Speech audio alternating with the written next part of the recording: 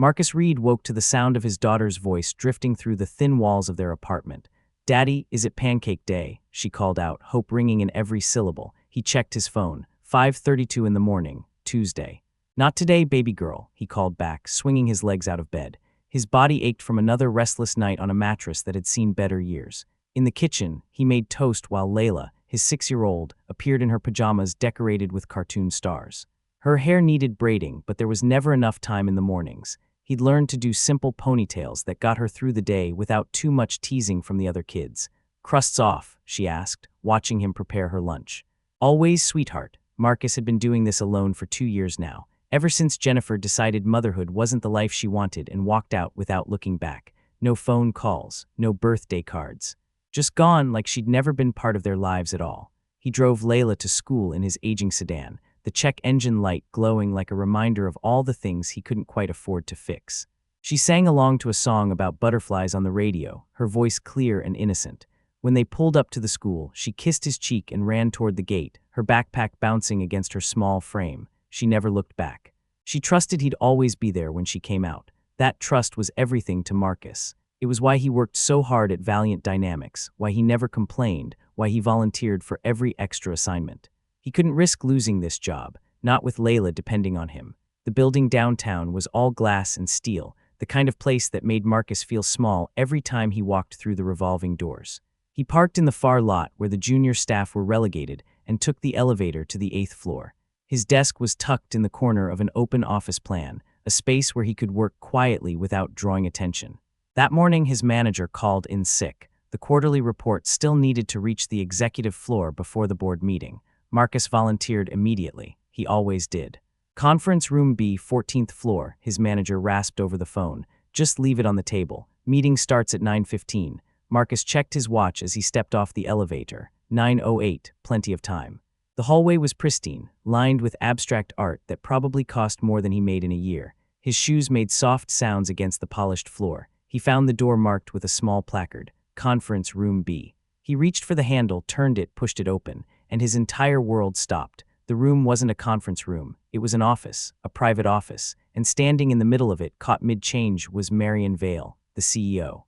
The woman whose face appeared in company newsletters and annual reports. The woman everyone called the Ice Queen when they thought no one important was listening. She stood there, halfway through changing her blouse, her eyes widening in shock. For 3 frozen seconds, neither of them moved. Marcus saw her smooth brown skin, her natural hair pulled back, her expression shifting from surprise to something cold and sharp. "I'm sorry," he stammered, stumbling backward.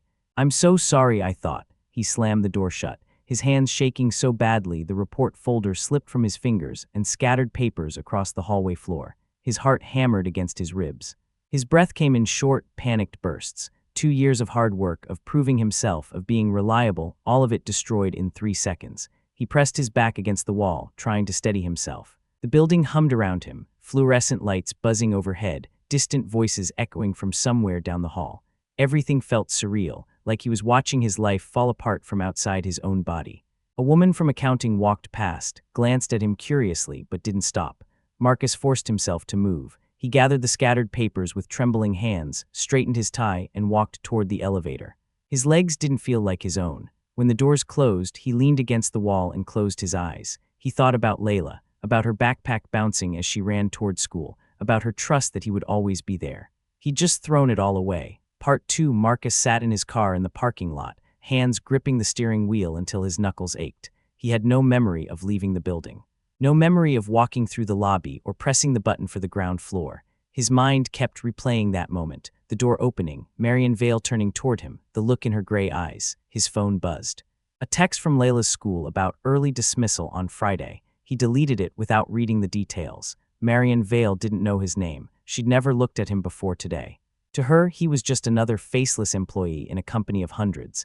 But now he'd be the man who walked in on her. The man who couldn't follow simple directions. The man who'd be escorted out by security before lunch. He thought about calling his neighbor, Miss Betty, asking if she could pick up Layla after school for the next few weeks while he looked for a new job, but his pride wouldn't let him make that call. Not yet, not until it was official. His phone rang, unknown number. He let it go to voicemail. It rang again, same number. Marcus answered, his voice rough. "Hello, Mr. Reed, this is Tessa from Executive Affairs. The woman's voice was professional, clipped. Miss Vale would like to see you in her office at 2 o'clock today. 14th floor, Suite A, please confirm your attendance. Marcus opened his mouth, but no sound came out. His throat had gone completely dry. Mr. Reed, I'll be there, he finally managed. The line went dead. He sat in his car for another 20 minutes, watching people come and go from the building, normal people with normal problems. People who hadn't just committed career suicide. At 1:45, Marcus drove to a coffee shop 3 blocks away. He ordered something he couldn't taste and sat by the window, staring at the street. A mother walked by holding her daughter's hand. The little girl was laughing, pointing at something in a shop window. Marcus thought about Layla, about how he'd have to explain why they were moving to a cheaper apartment, why she might have to change schools. At 1:55, he drove back to Valiant Dynamics. The elevator ride to the 14th floor felt like descending into judgment. When the doors opened, his legs almost refused to carry him forward. He walked down the hallway toward Suite A, each step heavier than the last. The door was solid wood with a brass nameplate. Marion Vale, Chief Executive Officer. He knocked. Come in. Her voice was steady, controlled. The same voice that had said nothing when he'd stumbled backward and slammed the door hours ago. Marcus stepped inside. The office was bigger than his entire apartment. Floor-to-ceiling windows overlooked the city skyline. The furniture was minimalist and expensive, a desk that looked carved from black marble, leather chairs that probably cost more than his car. And behind that desk sat Marion Vale. She wore a different suit now, charcoal gray and perfectly pressed. Her natural hair was styled elegantly, her deep brown skin luminous in the afternoon light. Her expression was unreadable, those gray eyes studying him with an intensity that made him want to disappear. Sit, she said. He sat. For a long moment, she simply looked at him. He tried to meet her gaze but failed, focusing instead on the edge of her desk. Mr. Reed, she began, her tone measured. You delivered the quarterly report this morning. Yes, ma'am. You were supposed to leave it in conference room B. Yes, ma'am. You did not leave it in conference room B. Marcus swallowed hard. No, ma'am, I opened the wrong door. I'm so sorry, I didn't mean to. She held up one hand. He stopped talking immediately. I read your proposal last month, Marion said, leaning back slightly in her chair, the one about streamlining client onboarding. Your manager dismissed it, said it was too ambitious for someone at your level. Marcus blinked. This wasn't where he'd expected the conversation to go. I disagreed, she continued. I thought it showed initiative, clear thinking, an understanding of our inefficiencies that most senior staff don't have. She opened a folder on her desk and slid a single sheet of paper across to him. I'm launching a pilot program. 6 months, small team. Your proposal as the foundation. She paused. I want you to lead it. Marcus stared at the paper. His name was already typed at the top. Project lead, Marcus Reed. I don't understand, he said quietly. Marion's expression didn't change. This morning was unfortunate for both of us, but it doesn't change the fact that you have a good idea, and this company needs good ideas. I don't make business decisions based on embarrassment. I make them based on value. She paused. You have value. Do you want the position or not? Marcus's mind couldn't process what was happening. He'd walked in expecting termination, possibly a security escort. Instead, he was being handed the opportunity he'd been hoping for since he started at this company. I want it, he said. Good. Marion stood and extended her hand across the desk. You'll report directly to me. We'll meet twice a week to review progress. I expect results, I expect professionalism, and I expect you to prove that my decision was correct. Understood? Understood. He stood and shook her hand. Her grip was firm and brief. Tessa will send you the details. Your first meeting is Thursday at 9. Don't be late. I won't be. He turned to leave, his hand on the door handle when her voice stopped him. Mr. Reed, he looked back. Marion's expression remained unreadable, but something in her eyes had shifted just slightly. The door was unlocked. I should have locked it. The mistake wasn't entirely yours. Marcus didn't know what to say to that, so he simply nodded and left. In the elevator, he finally let himself breathe. Part 3, the first meeting was scheduled for Thursday at 9. Marcus arrived at 8:45 with a portfolio of notes he'd stayed up until midnight preparing. His tie felt too tight. He adjusted it 3 times while waiting outside Marion's office. Tessa, her assistant, glanced at him from her desk but said nothing. At exactly 9, the office door opened. Marion stood in the doorway wearing another immaculate suit, her expression as controlled as ever. Come in, she said. Marcus followed her inside. She gestured to a small conference table by the window and they both sat down. Walk me through your implementation strategy, Marion said, folding her hands on the table. Marcus opened his portfolio and began talking. She listened without interrupting, her gray eyes fixed on him. He couldn't tell if she was impressed or already regretting her decision. His mouth felt dry, but he pushed through, explaining timelines, resource allocation, and projected outcomes. When he finished, she tapped one finger against the table. Your timeline is optimistic. I can adjust it if don't adjust it. Optimism is useful. Just be prepared for delays. She pulled out her own folder and slid a budget breakdown across to him. The numbers were significantly higher than he'd expected, more resources than he'd dared to hope for. You'll have access to these resources, she said. Use them wisely. I don't tolerate waste. Understood. They worked through logistics for the next hour. Software needs, personnel allocation, reporting structures. It was all business, professional, efficient. But every time their eyes met, Marcus felt the weight of what had happened on Tuesday. The door, the frozen moment, the mortification. If Marian felt it too, she gave no indication. When the meeting ended, she stood and extended her hand. Next meeting is Monday. Same time. Bring preliminary data. I will. He left and took the elevator back down to the 8th floor. His coworker Cameron leaned over the partition separating their desks. Heard you got promoted, working directly with Vale now. Something like that. Cameron whistled low. Rather you than me. That woman doesn't smile, ever. Good luck, man. Marcus didn't respond. He opened his laptop and got to work. The second meeting went the same way. Professional, focused, no mention of Tuesday. The third and fourth meetings followed the same pattern. By the end of the second week, Marcus had stopped rehearsing his updates in the elevator. Marian was demanding but fair. She asked hard questions and expected clear answers, but she also listened. Actually listened, which was more than most executives did. On the fifth meeting, something shifted. Marcus was explaining a bottleneck in the client intake process when Marian's phone buzzed. She glanced at it, frowned, and silenced it. 2 minutes later, it buzzed again. She ignored it. Continue, she said. He continued. The phone buzzed a third time. Marian picked it up, read the message, and her jaw tightened visibly. Excuse me, she stood and walked to the window, answering the call with her back to him. Mother, I told you I'm in a meeting. Her voice was clipped, controlled, but there was an edge to it. No, I'm not coming to the gala. We discussed this because I have a company to run. Goodbye. She ended the call and stood there for a moment, her shoulders rigid. When she turned around, her expression was smooth again, but Marcus had seen the crack. Just for a second, he'd seen the person beneath the ice. Where were we? She asked. The intake process, Marcus said quietly. They finished the meeting, but something had changed. She wasn't just the ice queen anymore. She was a woman with a mother who called during work hours, a woman with a life outside these glass walls. The next week, Marian asked about Layla. It was casual, a throwaway question at the end of their discussion. How old is your daughter? Marcus looked up from his notes. 6, her name's Layla. Childcare must be difficult with this schedule. I manage, my neighbor helps when I work late. Marian nodded, didn't elaborate, but the fact that she asked at all felt significant. By the 4th week, they'd fallen into a rhythm. Meetings were still professional, but the edges had softened. Marian made a dry comment about corporate bureaucracy. Marcus laughed. She almost smiled. Almost. One afternoon, they ended a meeting early. Marcus stood to leave when Marian glanced at her watch. Have you had lunch? He hadn't. No, there's a decent place 2 blocks down. We can continue the discussion there. It wasn't an invitation. It was an extension of the meeting. That's what Marcus told himself as they rode the elevator down together, as they walked side by side through the lobby, as they sat across from each other in a quiet bistro where the tables had actual tablecloths. They talked about the project, market trends, competitor analysis. Then Marian asked about Layla again. What does she want to be when she grows up? Marcus smiled. Last week it was a veterinarian. This week it's an astronaut. Next week it'll be something else. She sounds adaptable. She is. She has to be. Marian set down her fork. How long have you been on your own? 2 years. Her mother left when Layla was 4. Decided parenthood wasn't for her. He paused, surprised at how easy it was to say this to her. I haven't heard from her since. Marian looked at him for a long moment, and her expression shifted into something gentler. Something almost like understanding. That must be difficult. It is, but Layla's worth it. She's the only thing that makes sense. Marian studied him across the table, and for the first time Marcus didn't look away.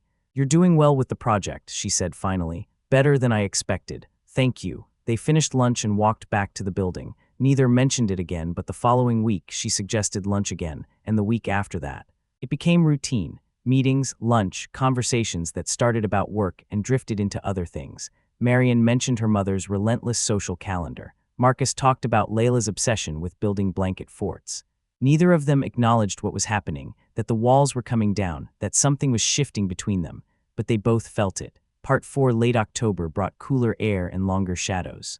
Marcus was in Marian's office reviewing quarterly projections when his phone rang. He glanced at the screen. Layla's school. He silenced it. 30 seconds later, it rang again. Same number. Answer it, Marion said, her tone leaving no room for argument. Marcus did. Hello, Mr. Reed, this is Principal Gardner. Layla is in the office. She says no one came to pick her up, and we've been calling your emergency contact, but there's no answer. Marcus's stomach dropped. What time is it? 3:30. School dismissal was at 3:15. He'd forgotten, completely forgotten. He'd been so focused on the presentation that he'd lost all track of time. His neighbor was supposed to pick up Layla today, but Miss Betty wasn't answering her phone. I'll be there in 20 minutes, Marcus said, his voice strained. He stood abruptly, grabbed his jacket. I'm so sorry, I have to go. I'll send the updated numbers tonight. He was halfway to the door when Marion spoke. I'll drive you. He turned. What? She was already standing, already reaching for her coat. Your car is in the far lot. Mine is in the executive garage. We'll be there faster. Come on. They took the elevator to the underground garage in silence. Marion's car was a sleek black sedan that looked like it belonged in a magazine. She drove with the same precision she brought to everything else, efficient, controlled, but fast. Marcus called the school again, told them he was on the way. His hands were shaking. He'd never forgotten Layla, not once in 2 years. He was the reliable one, the one who showed up. She'll be fine, Marion said, her voice calm and steady. Kids are resilient. I forgot her. You were working, it happens. It shouldn't happen. His voice cracked slightly. Marion glanced at him. You're not a bad father because you lost track of time once. You're human. They pulled up in front of the school. Marcus jumped out before the car fully stopped and ran inside. Layla was sitting in the office with her backpack on her lap, her face red and blotchy from crying. Daddy, she ran to him. He scooped her up and held her tight. I'm so sorry, baby. I'm so sorry. You forgot me, she said into his shoulder, her voice small and hurt. I know, I messed up. It won't happen again. He carried her outside. Marion was standing by the car, and Layla looked at her with wide, curious eyes. Who's that? Layla whispered. That's Miss Vale. She works with Daddy. She gave us a ride. Marion stepped forward and crouched down so she was eye level with Layla. Hello, Layla. I've heard a lot about you. Layla studied her carefully. You're pretty. A genuine smile flickered across Marion's face, brief but real. Thank you. You're very pretty too. Do you like butterflies? I do. Do you want to see my butterfly drawing? I made it in art class. I would love to. Layla climbed into the back seat and pulled out a crumpled piece of paper. Marion looked at it with genuine interest, asking questions about the colors and the flowers. Layla answered eagerly, and for the first time since Marcus had met her, Marion looked completely at ease. She drove them home. Marcus tried to apologize again for the inconvenience, but Marion waved him off. It was no inconvenience. They pulled up in front of Marcus's apartment building. It wasn't much, a small 2-bedroom in a complex that had seen better decades, paint peeling in places, a broken streetlight out front. Layla unbuckled her seatbelt and leaned forward. Do you want to come inside? We have juice boxes. Marion looked at Marcus. He should say no, should thank her and let her leave. Should maintain the professional boundary that was already blurring. But he didn't. You're welcome to come in, he said quietly. She turned off the engine. Inside, the apartment was small but clean. Layla's drawings covered the refrigerator. Her toys were scattered across the living room floor. Marion didn't seem to notice or care. She sat on the worn couch while Layla brought her a juice box and 3 more butterfly drawings. Marcus made coffee and stood in the kitchen doorway, watching them. Marion listened to Layla talk about her day with the same focus she brought to board meetings. She asked follow-up questions, laughed at Layla's jokes. And Layla, who was usually shy around strangers, blossomed under the attention. An hour later, Layla yawned. Marcus checked the time. Almost 6. Bath time, kiddo. Can Miss Marion stay for dinner? Marcus looked at Marion. She met his eyes and something unspoken passed between them. I should go, Marion said, but she didn't stand up. Please stay, Layla said. Daddy makes good spaghetti. Marion's smile was soft. I'm sure he does. She stayed. Marcus cooked while Marion helped Layla set the table. They ate together, and the conversation flowed easily. Layla asked Marion about her job, and Marion answered in terms a 6-year-old could understand. Layla told stories about school. Marion listened like every word mattered. After dinner, Marcus put Layla to bed. When he returned to the living room, Marion was standing by the door with her coat on. Thank you for today, Marcus said. Really? You already thanked me 3 times. I know, but I mean it. She looked at him the same way she'd looked at him in the restaurant, in the car, in the office, like she was seeing something she hadn't expected to find. She's wonderful, Marion said softly. You're doing a good job. I forgot to pick her up, and you fixed it. That's what matters. They stood in the doorway. The space between them felt smaller than it should. I should let you go, Marcus said. Yes, you should. Neither of them moved. Marion reached for the door handle, stopped, turned back. The door you opened, she said quietly. That Tuesday, maybe it wasn't the wrong door, Marcus's breath caught.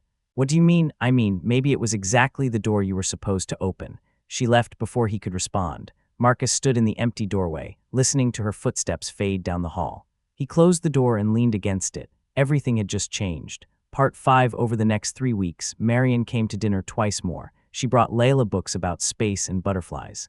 She sat on the floor and helped build blanket forts. She laughed at Layla's jokes, and she looked at Marcus when she thought he wasn't watching. He was always watching. One evening in late November, after Layla was in bed, they sat on the small porch outside Marcus's apartment. The air was cold and the street was quiet except for the distant sound of traffic. "I've been thinking," Marian said, staring at the darkened street. "About what? About doors, about mistakes. About the things we tell ourselves to stay safe." Marcus looked at her profile in the dim light. "What have you been telling yourself? That I don't have time for this, that it's inappropriate. That I'm your boss and you're my employee and there are rules for a reason. Those are good reasons. They're logical reasons," Marian said, turning to face him. "But they're not the whole truth." "What's the whole truth?" The streetlight caught her eyes, made them softer, warmer than he'd ever seen them. "The truth is that the door you opened wasn't a mistake. It was the first honest thing that's happened to me in years, and I don't want to go back to pretending it didn't." Marcus couldn't breathe, couldn't think, could only feel the weight of what she was saying. "I don't want to go back either," he said quietly. She smiled, a real smile, full and unguarded. "Then maybe we don't have to." She stood. He stood. They faced each other in the dim light. "This is the best mistake I've ever made," Marcus said. Marian reached for his hand and held it. "Then let's make it on purpose." For the first time in 2 years, Marcus believed that everything might actually be okay. But 3 days later, reality came crashing back. Rowan Briggs was Senior Vice President of Operations. He'd been with Valiant Dynamics for 15 years and had the kind of smile that never reached his eyes. Marcus was leaving Marian's office one Thursday afternoon when Rowan stepped out of the elevator. He glanced at Marcus, then at the office door behind him. His expression didn't change, but something sharpened in his gaze. "Read, right. The new project lead?" "Yes, sir. Spending a lot of time up here lately. The project requires close collaboration." Rowan's smile widened. "I'm sure it does." He walked past, but Marcus stood frozen in the hallway, a cold feeling settling in his chest. The following week, Rowan attended one of their progress meetings. He sat in the corner, didn't speak, just watched and took notes. When the meeting ended, he shook Marcus's hand. "Impressive work, very impressive. Especially for someone who was filing reports 2 months ago." Marcus forced a smile. "Thank you." After Rowan left, Marian closed the door and turned to Marcus. "He's fishing. For what? Anything he can use. Rowan's wanted my position for years. If he thinks he can leverage something against me, he will. We should do nothing differently. We're running a project. That's all anyone needs to know." But Marcus could see the tension in her shoulders, the way her jaw tightened.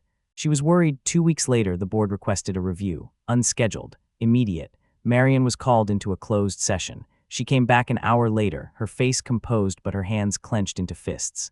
"They asked about you," she said quietly. Marcus's stomach dropped. "What did they ask?" "Why I gave the project to someone with limited experience, whether my judgment was compromised, whether there was any conflict of interest." "What did you tell them?" "I told them your results speak for themselves. I showed them the data, the client feedback, the efficiency improvements." She met his eyes. "They have nothing concrete. Just suspicion." "Suspicion is enough," Marcus said. "Not if we finish strong. The final presentation is in 3 weeks. If you deliver, they'll have to accept that I made the right call. And if I don't, then Rowan wins." Marcus worked 18-hour days. He refined every detail, rehearsed every slide, ran scenario analyses until his eyes burned. Marian reviewed his work and pushed him harder. She didn't come to dinner, didn't call. They barely spoke outside of project updates. Layla noticed. One night she climbed into Marcus's lap while he was going over spreadsheets. "Is Miss Mari mad at us?" "No, sweetheart, she's just busy." "Does she still like us?" Marcus held her close. "She still likes us," but he wasn't sure anymore. Part 6. The night before the presentation, Marcus sat alone in his apartment staring at his laptop. Everything was ready. The numbers were solid. The presentation was flawless. But his hands were shaking. If this failed, he lost the job, lost the opportunity. Marian lost credibility, and whatever they'd been building together would collapse under the weight of corporate politics. He thought about calling her, then decided against it. She told him to rest, to be sharp tomorrow, but sleep felt impossible. He went to bed anyway, didn't sleep. The presentation was scheduled for 10 in the morning. Full board attendance. Rowan would be there. Marcus arrived at 9. Marian was already in the conference room, standing by the window. She looked at him and something flickered in her eyes, worry maybe, or hope. "Are you ready?" she asked. "I think so. Think isn't good enough. I'm ready, he said with more confidence than he felt. She nodded. Marcus, she paused. Regardless of what happens today, you did excellent work. I want you to know that. It sounded like goodbye. Marcus hated it. The board filed in and took their seats. Rowan sat directly across from Marcus and smiled that empty smile. Marcus began. He walked them through the entire system, showed the before and after metrics. Client retention had increased by 22%. Processing time had dropped by 38%. Revenue per client was up. Costs were down. Every projection had been met or exceeded. He answered questions, handled pushback, stayed calm when Rowan asked pointed questions about resource allocation, trying to catch him in a mistake. Marion didn't intervene. She simply watched, letting Marcus prove himself. When he finished, the room was quiet. The CFO spoke first. This is solid work, Reed, better than solid. The head of investor relations nodded. I want to implement this company-wide. How soon can we scale? Marcus glanced at Marion. She gave the slightest nod. We can begin rollout in 6 weeks, Marcus said. Full implementation within 4 months. Rowan leaned back in his chair. His smile had faded. He said nothing. Marion stood. I think that answers your earlier concerns about my judgment. Marcus was the right choice. The results prove it. The board agreed. The meeting ended. People shook Marcus's hand, congratulated him. Rowan left without a word. When the room emptied, Marion turned to Marcus. For the first time in 3 weeks, she smiled. You did it, she said. We did it. No, you did. I just gave you the chance. They stood there, the space between them feeling vast despite being only a few feet apart. All the things they hadn't said over the past weeks hung in the air. I want to do this right, Marion said quietly. I want to protect you and Layla. I don't want you to lose your job because of me. What are you saying? I'm saying we wait 6 months. We keep this private. Let the dust settle. Let your project become fully integrated into the company. Then when the time is right, we stop hiding. Marcus wanted to argue, wanted to say 6 months was too long, but he understood. She was protecting them, protecting Layla. 6 months, he said, and then we build something real. She stepped forward and squeezed his hand briefly. Deal, but keeping that promise proved harder than either of them expected. Rowan didn't disappear. He watched them, made subtle comments in meetings, asked questions that seemed innocent but were designed to probe. Marcus felt the weight of eyes on him constantly. Coworkers who'd never noticed him before suddenly wanted to chat, asked about his meetings with Marion, commented on how quickly he'd advanced. He kept his head down and his answers vague. Marion maintained perfect professionalism at work. No lingering glances, no casual touches. When they passed in the hallway, she barely acknowledged him, but on weekends she came to the apartment, always after dark. Always when Layla was already asleep. They sat on the porch and talked for hours, about work, about life, about all the things they couldn't say during daylight hours. For more months, Marion said one night in February. We're almost there, feels like forever, Marcus replied. It'll be worth it. He reached for her hand in the darkness. I know, but the next day at work they were strangers again. 3 months in, Layla asked the question Marcus had been dreading. Why doesn't Miss Mari come over anymore? They were eating breakfast, and Layla was pushing her cereal around her bowl, not really eating. She's been busy with work, sweetheart, but she used to come even when she was busy. Layla looked up at him with those big, knowing eyes. Doesn't she like us anymore? Marcus's heart broke a little. She likes us very much. I promise. Then why did she go away? She didn't go away. She's just, sometimes grown-ups have to be careful about things. Layla didn't understand, and Marcus couldn't explain. Not in a way that would make sense to a 6-year-old. That night he called Marion. Layla asked about you today. There was a long silence on the other end. What did you tell her? That you're busy, that you still like us. He paused. She didn't believe me. Marcus, I know, we agreed to wait. I'm not asking to change that. I needed you to know. 2 more months, Marion said softly. I'll tell the board in May. We'll do it properly. But after that, no more hiding. No more hiding, Marcus agreed. The weeks crawled by. Marcus threw himself into expanding the project. Marion navigated board politics and kept Rowan at bay. And on the weekends when Layla was asleep, they stole moments together on that small porch. Finally, late May arrived. Part 7, the day Marion planned to tell the board. She wore a deep blue suit that made her look both powerful and unshakable. Marcus saw her in the lobby that morning. Their eyes met for just a second and she gave him the smallest nod. Tonight, that nod said. After tonight, everything changes. He went to his desk and tried to focus on work, failed miserably. Checked his phone every 5 minutes even though he knew she wouldn't text. Not yet. At 3 o'clock, his phone finally buzzed. Can you come to my office? He took the elevator up, his heart pounding. When he walked into her office, she was standing by the window looking out at the city. How did it go? He asked. She turned. I told them, all of it, that we've been seeing each other. That it started after I gave you the project, not before. That everything has been professional and above board, but that I wanted to be transparent. And there were questions. Concerns about optics, about precedent, about workplace relationships. She paused, but the numbers don't lie. Your project succeeded. The company is better for it. They can't argue with results. So they cautioned me to be careful. They suggested we implement new policies about disclosure, but they didn't ask me to end it. They didn't ask you to leave. She smiled. We did it, Marcus.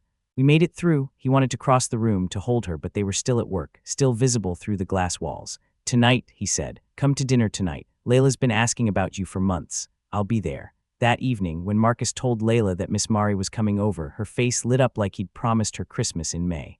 Really? She's really coming. Really. Layla spent an hour straightening her room, laying out every butterfly drawing she'd made in the past 3 months. When the knock finally came, she ran to the door faster than Marcus could stop her. Marian stood in the doorway holding a book about butterflies and space, two of Layla's favorite things combined. Miss Mari, Layla launched herself forward and Marian caught her, lifting her up. Hi, sweetheart.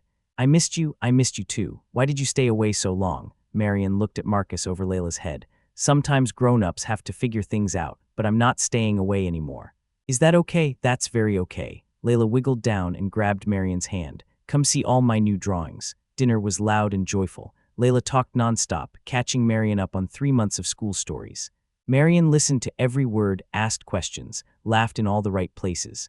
After dinner, after Layla finally fell asleep surrounded by butterfly drawings, Marcus and Marian sat on the porch in the warm evening air. I was thinking, Marian said quietly. About what? About building something new, the three of us, if you're willing. Marcus looked at her. What does that look like? I don't know yet, but I'd like to figure it out. Together, he reached for her hand. Together, they sat in comfortable silence, watching the street, watching the world continue on around them. Everything had changed since that Tuesday morning 6 months ago. The door that should have ended everything had instead opened up a future Marcus never could have imagined. Do you think Layla would be okay with it? Marian asked. With me being around more, I think she'd be thrilled. She's been asking when you're moving in, Marian laughed. I haven't even officially met her as your girlfriend, and she's already planning living arrangements. She's 6, she believes in cutting straight to the important stuff. Smart kid, she gets it from me. Marian squeezed his hand.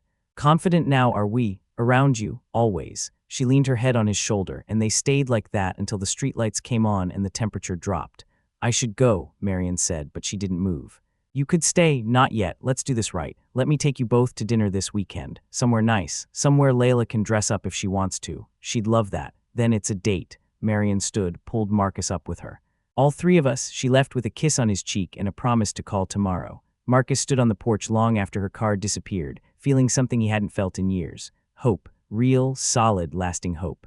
But hope, he was about to learn, sometimes comes with unexpected tests. Part 8 the following Monday, Marcus arrived at work to find a message from HR requesting a meeting. His stomach dropped. They'd made it through the board, but maybe there were still complications. Maybe someone had filed a complaint. When he arrived at the HR office, however, the director greeted him with a smile. Mr. Reed, please sit. This is good news.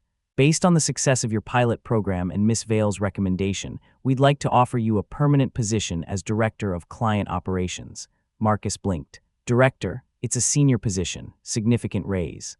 Your own team, you'd report to the VP of Operations, not directly to Miss Vale anymore. She slid a contract across the desk, to avoid any appearance of impropriety. It was the promotion he'd dreamed of. Real security for Layla, but reporting to Rowan Briggs, that felt like a trap. He took the contract home to review. That evening, when Marian came over, he showed it to her. It's a good offer, she said carefully. But I'd report to Rowan. Yes, you knew about this. I recommended you for the position. The reporting structure was the board's decision, not mine. She met his eyes. They're trying to protect both of us. Make sure no one can claim favoritism. And if Rowan makes my life hell, then you document everything and you come to me. But Marcus, you earned this. Don't turn it down because you're worried about him. Marcus looked at the contract again. The salary was almost double what he currently made. Layla could have new clothes that actually fit. He could move them to a better apartment. Maybe even start saving for her college fund. Okay, he said.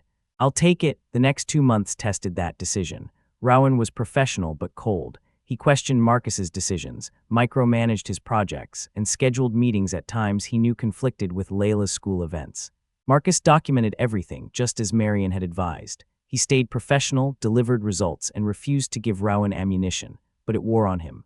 One particularly bad Friday, after Rowan had rejected his proposal for the third time without clear justification, Marcus sat in his new office with his head in his hands. His phone rang. Marion, bad day. How did you know? Because I know Rowan. Come over tonight, after Layla's asleep. We'll talk. That night, sitting on her downtown balcony overlooking the city, Marcus finally broke down. I don't know if I can do this. He's making everything impossible. He's testing you, trying to see if you'll quit, if you'll give him a reason to fire you, or if you'll go to me and make him look like he's being undermined. So what do I do? Marion took his hand. You outlast him, you keep delivering results, you document his behavior, and when the time is right, when he inevitably crosses a line he can't walk back from, you let me handle it. That could take months, I know. But you're not alone in this. You have me, you have Layla, and you have a team that respects you even if Rowan doesn't. She was right. Over the next weeks, Marcus noticed that his team went out of their way to support him. They worked extra hours when Rowan added unreasonable deadlines. They backed up his proposals with data. They'd seen how Rowan operated, and they respected Marcus for not stooping to that level. By September, things finally shifted. Rowan made a mistake. He rejected one of Marcus's proposals in a company-wide email, calling it short-sighted and poorly researched.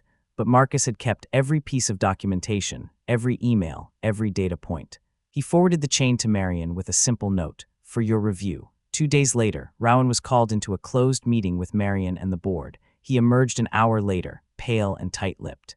That afternoon, an announcement went out. Rowan Briggs was taking an early retirement package. Marcus would report directly to the CFO moving forward. When Marcus saw Marion in the hallway that evening, they didn't speak.